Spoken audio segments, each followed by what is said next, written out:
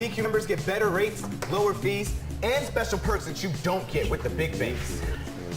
Yep, more for my money. And I earn up to 3% on my checking with no minimum balance. Just a few ways MeQ Credit Union gives me more. If you live or work in the Baltimore area, check out MeQ Credit Union and start getting more for your money. Only the bougie. Welcome to Better Banking for all.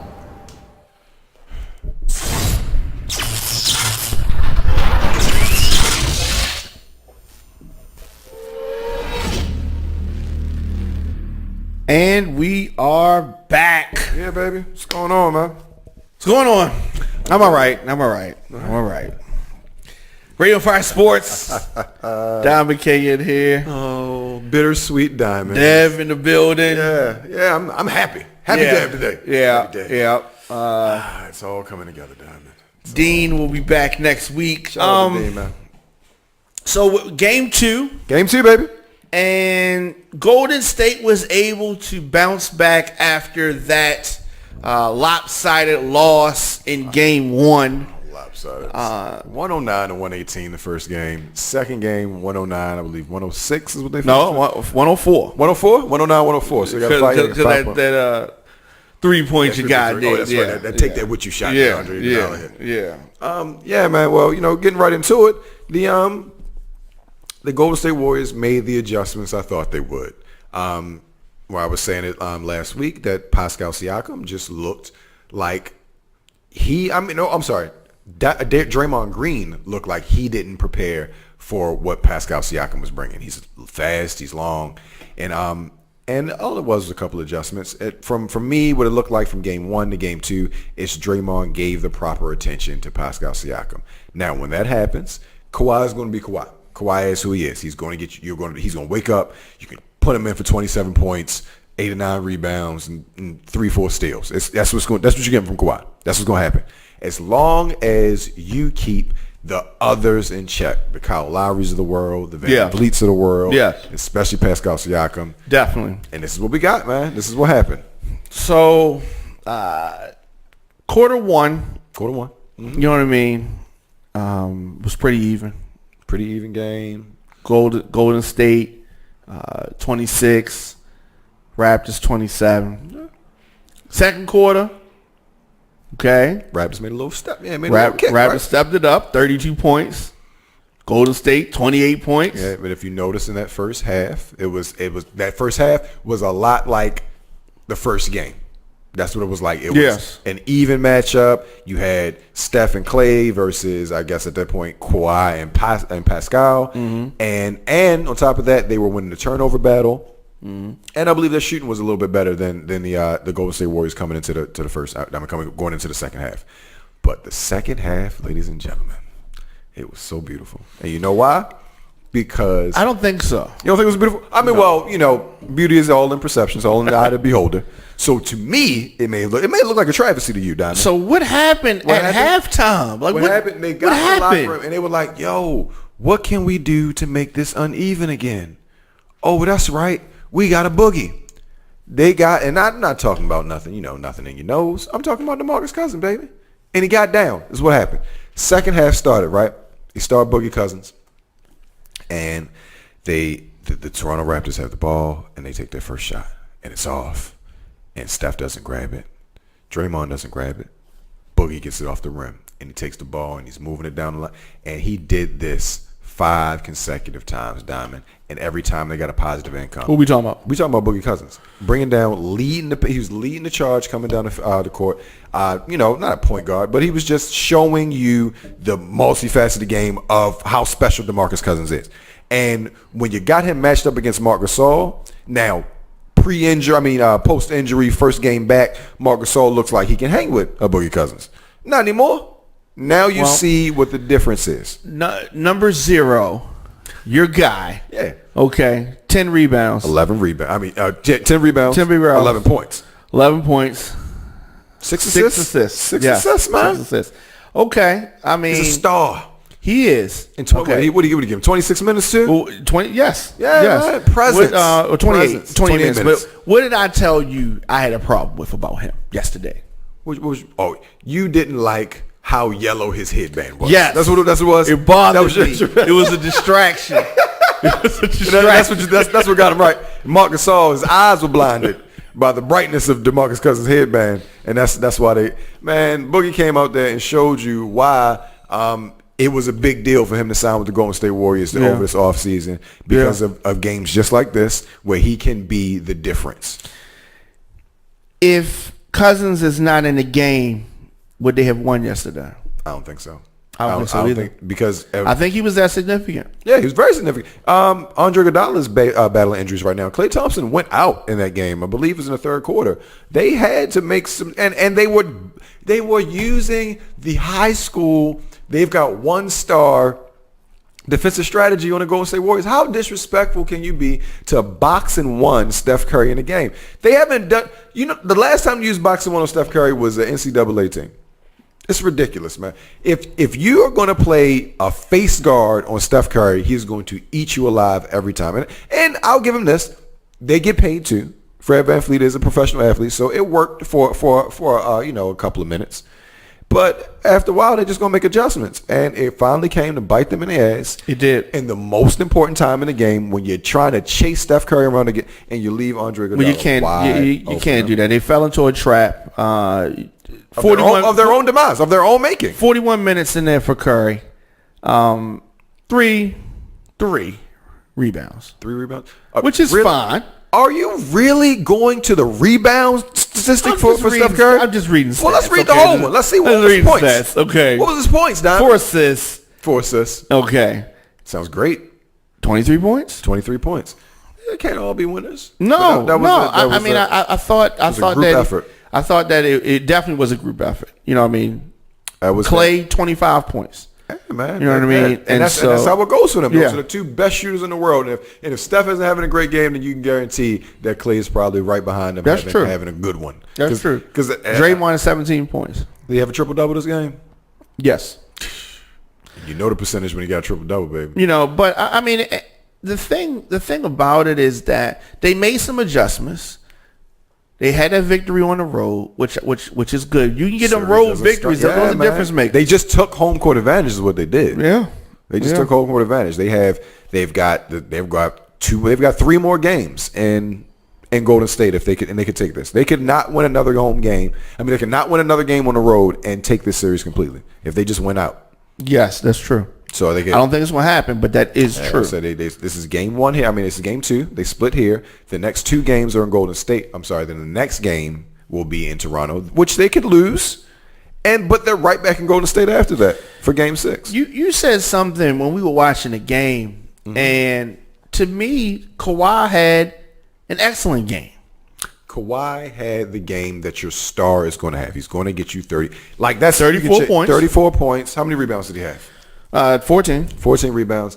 But it also, when you have a team that is built like the Toronto Raptors are, you require a lot from your star. Yes. And they've required a lot from Kawhi this entire playoff run. And he may be a little tired. He may be. Because he didn't show up for game 1. Now, Dom, I wouldn't say that he didn't Well, let me say show up. Let me say this. Pascal took off this game. Exactly. The same way Kawhi took off in game 1. Okay. So 12 points for him. And I don't think that he took off. I feel like defensive strategies and the way that they set up, the way that the Golden State Warriors are set up, they're going to attack defensively where your best score is. And if that's turning up the defense on Pascal so that it kind of decreases on Kawhi, and if that's what it takes for them to win, because So you saying that they shut him out the first game? Kawhi Leonard? No, yeah. he had. I won't say they shut him out, but they damn sure affected what he's doing. He only had 5 made field goals. He only had 20. Not only, but he had 23 points in that game. They did something right to keep Kawhi. And he was off also, though. He was off. So look, 5 for 18 or something like that. He missed 13 shots. So do you think that they have the ability to make adjustments mid-game? Yes, I believe that the Golden State Warriors are a lot of people can't do that. Yeah, because they have 2 coaches on the floor right now, Draymond Green and Steph Curry. They have great minds. It's not like this team was just thrown together. These guys were drafted together. I agree with that. Playing well and at a very high level for a very long time. The highest level. Yeah. So this is when your veteranship comes in. This is what separates. This is why these guys have been here before and the Toronto Raptors haven't. And we all know that in certain circles, I believe that people believe that in NBA, you have to suffer before you win. And this is the Toronto Raptors suffering. No. Toronto hasn't done anything but suffer in the playoffs. Well, then they're staying true to brand then. The Toronto Raptors are going to rap. That's what they do. They lose home games. They blow opportunities. It's what they do, man. What do you think about Van Fleet? I think Van Vliet. I'm going to come call him Van Fleet because that's what I believe his name has been this whole time. 17 points for the guy. Van Vliet, excuse me. Van Vliet is a guy. That's what he is. He is a good shooter. He's a role player. He's a role player. He's a bench player. He does. I mean, his offense is a little bit more consistent than Kyle Lowry, but Kyle Lowry gives them. I believe he's like a pocket Draymond. Like that's Kyle's role. He's defensive. He's going to get you your assists. He's just a smaller version of Draymond Green. Same questionable ass jumper. Van Vliet is their bench scoring. He can get his own bucket. The guy can score, but at the same time, he is a bench player for a reason. He's not a star. He is 17 points is like found money. And when I say found money, that's like, oh damn, I didn't even know I had that, man. Oh, that's cool. I just found $5 in my couch just now. That's dope, man. I didn't know that fell out of my pocket. Like those are the kind of points that you're getting. It's not expected. Anything that Van Vliet does is an extra. You got Danny Green. Long Island Danny Green, man. Another guy, what you expect with his open jumpers. So, I mean, he is an elite shooter, but at the same time, he is easily taken away from because he's, one-dimensional. You know what Danny Green's out there to do. He's out there to shoot a long ball. So if you run him off the three-point line, you kind of render him useless. He's a good defender, towards the tail end of his career, but at the same time, nobody's in fear of anybody on that team besides Kawhi Leonard. Nobody strikes fear. Not Gasol. As a matter of fact, you want to keep, because for the Golden State Warriors, the best thing they could possibly do is keep Marc Gasol on the floor. Because you put a slew-footed ass. Now, Mark is a good passer. Mark has been an all-star in this league. But for the way that the Golden State Warriors play, Marc Gasol might as well have bricks on his feet. What's he going to do? Too slow. Too slow, man. Too slow. Their most successful lineups are when they've got Pascal Siakam at the 5. Yes. I like him a lot. Yeah, man. I like him a lot. So we're at game 2, going into game 3. Going to game 3. Is Kawhi Leonard staying or is he leaving? Kawhi Leonard, honestly, because I don't think he knows yet. I believe that Kawhi Leonard is out, and I'll tell you why. He would be the most hated man in Canada after being the most loved man in Canada. Here's how it's gonna go, man. There was a rumor out. Well, it's not even a rumor. This is confirmed fact. The Clippers are going hard for Kawhi Leonard. They want him bad. Just read an article today that, of course, Kawhi is trying to sue Nike for the KL logo, the claw logo. Right. He says that he created that logo back in his college dorm days. He had been sketching that for forever. He handed it over to Jordan Brand, and they cultivated it. They put the finishing touches on it, and then it became his logo for Nike and Jordan Brand. He says that he created it himself. He wants that back. Here's what's going on though. Nike has already trademarked that logo. It's theirs. The Los Angeles Clippers, in a move to try to win Kawhi's graces, were trying to buy that logo from Nike, on a low. Kawhi's trying to cut the middleman completely out. And he says it's his intellectual property and he wants it. When I hear things like that, like what the Clippers are trying to do, it tells me that Kawhi is not completely solidified in where he is in Toronto. That tells me, to me, I don't look at it like that. I look at it like they're trying to woo him. They're trying to woo him, but why would you try to woo a guy? What's the point in trying to woo a guy? If you buy the Kawhi Leonard logo, you got the trademark to the club. What you gonna do with it if he ain't coming? What's the point? Dangle it at the same. But I'll make another logo. I really don't need that. I don't see the big deal on the logo. I mean, it's, if it. I understand. It's something to Kawhi. If this is something I've been looking at. Yeah, sentimental value. So before I we was can't even, put a price on that. Yeah. Thought about being in the NBA. I was already drawing this up and it's finally come to fruition. And now you're telling me that my intellectual property does not belong to me? Yeah, man, I would have a problem with that. It's a huge issue for Kawhi. So you see him going to the West Coast to home. He's a hometown guy. He's very humble. I saw this tweet a while ago. I thought it was hilarious that Kawhi Leonard looks like he has the type of family that that doesn't even know that he plays basketball. Like he just go, I'm going to work. Just come back in. Like it's just some good straight laced church going folk who don't really get into worldly things like the NBA championships and things of that nature. Hilarious. They don't know what Kawhi do. Hilarious. Hilarious. So game 3, you are predicting who? I'm predicting the Oracle Arena, and let's not forget these are the last games in Oracle Arena. They have a brand new state of the art facility over on the other side of the Golden State Bridge, the Golden Gate Bridge in San Francisco. So these are the last games in Oracle. This is the first of the last finals games in the Oracle Arena. It's going to be deafening in there. The Toronto Raptors are going to see something that they have not seen before, come out shell-shocked, and the Warriors are going to roll.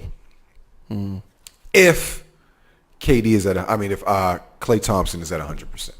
If Klay Thompson's at 100%, I see them blowing them out. If he's not, they're going to have to employ Boogie as probably their second scorer, which would be interesting because we haven't seen that lineup before. We've seen, the team without KD. We've seen it without Steph. We've never seen it without Klay and a Steph and DeMarcus. I'm actually interested in seeing what it would look like with Steph and DeMarcus Cousins being the main two scorers on the floor.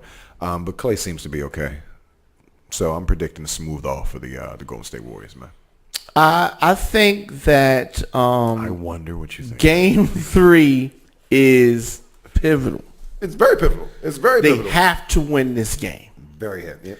Toronto loses this game, and it is really uphill. 2-1, man. It is really uphill. Gasol needs to get more aggressive. Can he though, Doug? I mean, can he though? If they want to win, that's what needs to happen. Right? They need a presence. That's what needs to happen. He has to get more aggressive. They got a boogie though, man. They got to keep shooting.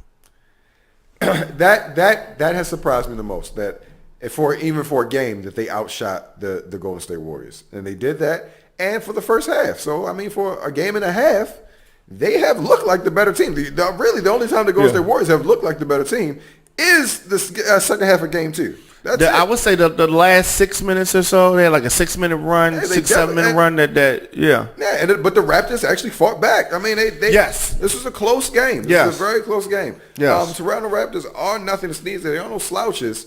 I just believe that the Golden State Warriors are a better team. Now that shows you how good the Golden State Warriors are. They are keeping the Toronto Raptors are. They're keeping the Golden State Warriors in check. Nobody's having an awesome game. These aren't blowouts. They aren't smoking. Ain't no boots. These are the two best teams, clearly, in the league. These are clearly the two best teams in the league. And the right, because sometimes you get those finals where the wrong teams end up there. Controversy or something like that. The two teams that should be here this season are here. These are the two best teams. I think that the biggest problem that the Raptors are having is because they haven't been here before. That championship level focus. Like, you got to stay in this for 4 quarters. You got to stay focused. When they miss those wide open looks, the confidence gets lost, and you can see it. And those are the kind of shots that got to go in because you're home, man. Because once you're away, that rim gets tighter. Everything looks a little different. The yellow's too bright. The refs, the calls aren't going your way. The crowd becomes a factor. You have to take it. It's called home court advantage for a reason, dog. It's an advantage. Everything seems to go your way when you're home. And if you lose there, cancel Christmas, especially against this team, man. especially against this team. Let's hope and pray for the Toronto Raptors and your sake that KD stays out the entire playoff series. Yes, and I think that he will. He needs to, because coming back, he's going to still need one game. It doesn't make sense for him to come back the last game, because he's going to. Just to start with you. He would need to come back the game before the last. If he could work it that way. Klay is he going to be? Hopefully, I'm expecting Klay Thompson. The way that he was moving around in the back of for the locker room, there's a video circulating with him, KD, and Drake, going back and forth and talking. I don't think that Klay Thompson's injury is that bad. Now, if it is, like I said, hold the phone. We may be in for a really good series. But as of right now, I think Klay's fine, man. All right. Well, until Wednesday. That's yes, that is true. So he got plenty of time to get himself together. Before we get out of here, though, NBA teams are moving away from the term owner over racial connotations. What do you file this under? Too sensitive, or the wussification of America? Man. This is one of those situations. Like, all right, like how much is too fucking much? Like how sensitive are y'all going to be now?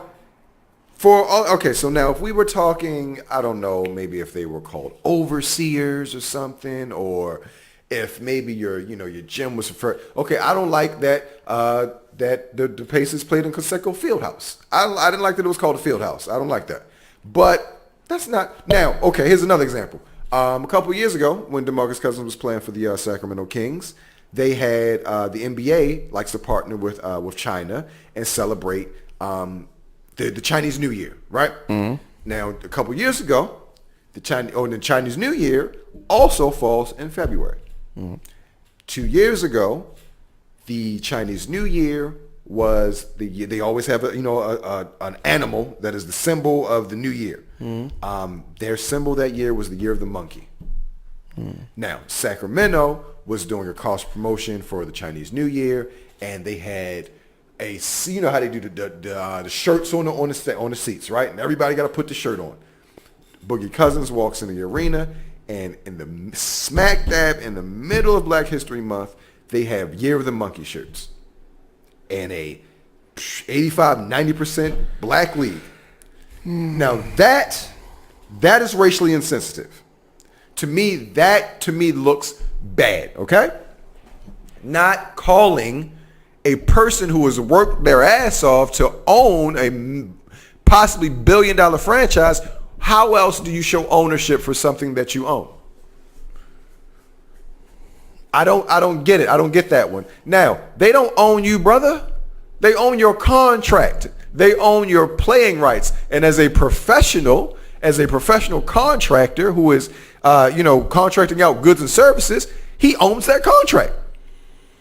Well, I hear you, and it's surprising that you say that you feel that way, because during an episode of The Shop last year, if you remember, Draymond, your guy, said that he does not agree with the term owner, and in sports, due to how it revolves around the labor of people. And he says that you should not say owner when you're thinking of a basketball team. That nobody thinks of the fucking Golden State Warriors and thinks of the damn bridge, which is what they're named after. Right. They think of the players that make up the team. He said, I don't even know what the fucking bridge is called. He said that the Golden State Warriors revolves around the players. I understand that, but at the same time, if there's more, continue. Yeah, no. So he says that the word owner dates back to slavery, and the word owner, master, that whole thing, and he feels as though it should not be used. Here's the reach: owner is not master. Yes. They are not the same thing. And yes, while you'll think about the Golden State Warriors and think about the current players who are there, Steph Curry, Draymond Green, Klay Thompson, Kevin Durant. When those players leave, you'll still be cheering for the Golden State Warriors as a team, which is what he owns. Right. He does not own you. So and I feel like I what you're saying makes sense. Now, I understand both perspectives. Right. Mark Cuban controversial guy that he is, he emphasized that he and other top executives own equity, not the people. And Exactly. so And that's what he needs, and that's what Draymond. I really feel like this is a moot point. Like, this is something you're splitting hairs on, sir. Like, you're never going to take out owner in a business. That's the whole point in having it. In music, we used to refer to things as, you got my masters. I got my masters. And when we were, but this stuff is rooted in slavery, because we would talk about, you would have the slave and the master. Exactly. So we would make copies. So that you are becoming the master of your music. Your music is what works for you. Yes. So I do understand. Now, in that sense, in that term, that way should be eliminated from our lexicon. That should come out. Yes, you should be saying that I have the copyrights to all of my music. I own all the the legal things. So and it's people should be educating themselves in learning new vernacular, because those are words that are dated and antiquated. You shouldn't be using them anymore. But in this sense, I mean, when you buy a house, you're a homeowner. Exactly. You know what I mean? So there's not a word. And that's what it is. But that's a thing. That's a thing. People. Correct. Right. And so the people who don't like this feel that people are too closely aligned with the thing that you own, and that's where it can get fuzzy. That's the thing. When you're wearing the thing that he owns, he becomes a team. Yes, I own this brand, sir. In order for you to play in this blue and yellow. You don't think that the fact that they're all white guys, old white guys, and mostly black players, that they're not I own you. You don't think that kind of thought process comes out? In the same sense, if he gets his black ass traded to the Charlotte Hornets, then Michael Jordan is now his owner, who is a black man. Now, do you still feel the same way? You don't. Touché. And at the same time, you want all the credit to go to that black man, because he is a owner of an NBA franchise. Touché. So you can't have it both ways. Facts. You can't. I agree with that. You want to have the glory of it, then you're going to have to deal with what it is, because that's the goal. The goal, and that's a title that is earned. And I feel like this is some little guy shit yelling at a big guy, because they don't really have the power here. Yeah. And it's not a lost cause, but it's a cause that you're not going to get anything. These are millionaires complaining about billionaires. So at the end of the day, where you really going to go with this? These are things, if you want issues to move or you want things to change, you have to get the people behind you. Correct? That's how you get things done, through controversy, right? Definitely. You get you rise a riot in the streets, and then policies change, right? But if people don't feel what you're saying, ain't shit gonna change. And this is one of those things where, they're owners, dog. So that's what you're doing. Like, well, consequently, two teams have already stopped using these terms. Okay. 76ers and probably the Phoenix Suns and the Clippers. Oh, the Clippers. The Clippers. Well, when your owner's really racist, you have to. And when your logo is a slave ship, you can't really use owner. So what are they using? What's Steve Ballmer calling himself? So they list their top executives as limited partners and chairman. So Steve Ballmer is the head chairman. Yes. Of the Los Angeles Clippers. Yes. But that's just one of those things they had to do. Like, he saw what had happened. And he's got to be the most racially sensitive. Got to be. They have to be that. Got to be. So I understand that. You said the 76ers was the other team that do it. Limited partner. That's because they have an African on their team, and he probably thought, "You're not going to call me." Yeah. We're going to be back next week. So when we come back, I think we're going to have had two more games. And so we're really going to be, hopefully, it will be bare minimum tied. Hopefully. Yeah, hopefully. Hopefully they're up 3-1. 2-2. Okay, 3-1. Hope it's 2-2. 3-1 would be a disaster. For you, yeah. 3-1 would be a disaster. I can't believe that you are going to get out of here without shouting out. Oh my goodness, the guy. I was not going to get out of here. Okay, I was just making sure that. Okay, I was just making sure that we got to touch on that, brother. So we definitely do. So I took it as a foregone conclusion. Of course you did. Did not even pay attention. Didn't look at it, man. Didn't even pay attention to it. The kind of day that I had. And then when I saw it come across my timeline, I'm relaxing. I happened to glance at my phone and said, what? He did what? Yes, man. And so we're talking about the boxing match. Yes, we're talking about John Ruiz versus what? I immediately forgot his Joshua. What's Joshua's last name? It's Anthony Joshua. That's it. The boy got 2 first names, all right, and he got not. I think he lost one of his names. He got his name. Got the breaks, and it wasn't Diamond. It wasn't just like. See, that's what I initially thought that it was like, damn. Shorty got caught with a lucky punch, so on some Hakeem Rockman, Lennox Lewis type of shit. Yeah. Like, no, he outclassed him the entire fight. He whipped his ass the entire fight. This wasn't just, I caught a sneaky one and Josh couldn't recover. He knocked him down at least 2 or 3 times in that fight, man. And so Andy Ruiz. Andy Ruiz, that's his name. Yes, I was gonna call him not to Ruiz. be confused with the the former champion, Luis Ruiz. No, you called him the name. The boxer that what is his name? Roy Jones. Oh, Roy Jones. That time, right? You called him That's the dude. Yeah, John Ruiz, that's the only Mexican. But this is Andy, and so Tua. I saw Ruiz was a last minute fill-in. Exactly. Okay, man. he wasn't supposed to fight, and clearly you can see like he here. hadn't trained for it or nothing. He wasn't prepared at all. He was not. He had a prepared body like Diamond. Is what he had. Yeah, right. Yeah. It's Diamond's body is cool for what he's doing now. He's Right. a DJ. Right. He don't have no boxer's body. No. That's not what you're supposed to be doing. No. He looked like he would have fought in his shirt if he could have. Like, Right. that's what- I believe that. I believe Just that. to be there, I believe that. in a tight waist. And but what he did bring was heart. Yes, he did. And he has a chin. So he has he a could take chin. a punch. He went down in the fight Got and knocked got down. up and knocked down Joshua. Yeah, heart of a champion, man. And then proceeded to knock him down 2 more 2 times. more times, man. This guy right here was billed as the guy. Anthony Joshua was. He was billed as the guy. He was supposed to have a big match Against Deontay Wilder, man.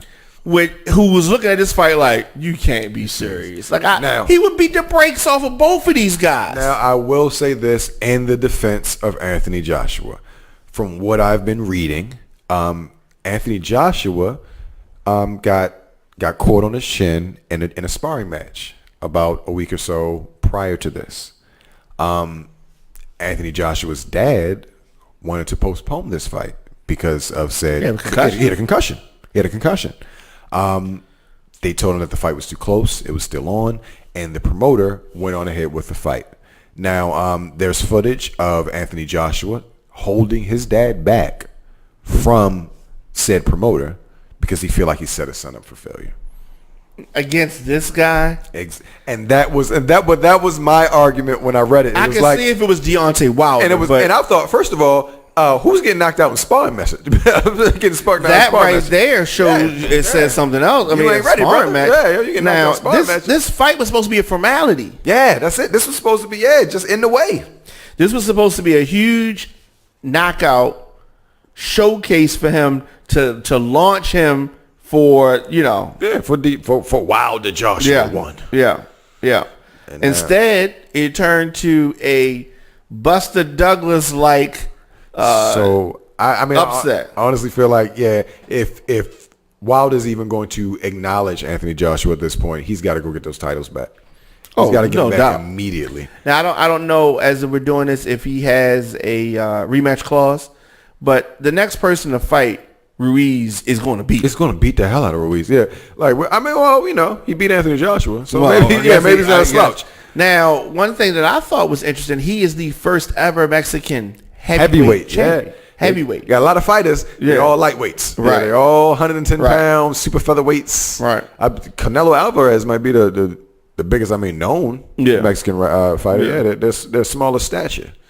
A lot of people don't know this, but the Mike Tyson Buster Douglas upset, not only was that the biggest upset in boxing history, that is one of the biggest upsets in sports history. Nobody expected. Man, he got a video game out of that. Right. I had it too. Yeah, I had Buster Douglas Boxing. It was a decent game. Yeah, Buster Douglas But here's the thing. It was supposed to be a Mike Tyson game. Exactly. And they changed it. It might have been Mike Tyson Punch-Out 2. It was supposed to be. Word. Yes. That's what's up. And they changed it. Buster Douglas Boxing, man. Yeah, but it was a decent game. Yeah, it was. A decent game. I remember playing it. Yeah, sure. My little cousin, man. Yeah, Buster Douglas Boxing. We used to play so that is the Mexican community is rejoicing, living right now. Yeah, like they are super happy. Like they made it. Don't get your ass whipped though. Relax. It was. I thought that Joshua was classy. He posted a picture of Ruiz on his page and said, congratulations, champ. It was your night. Mm-hmm.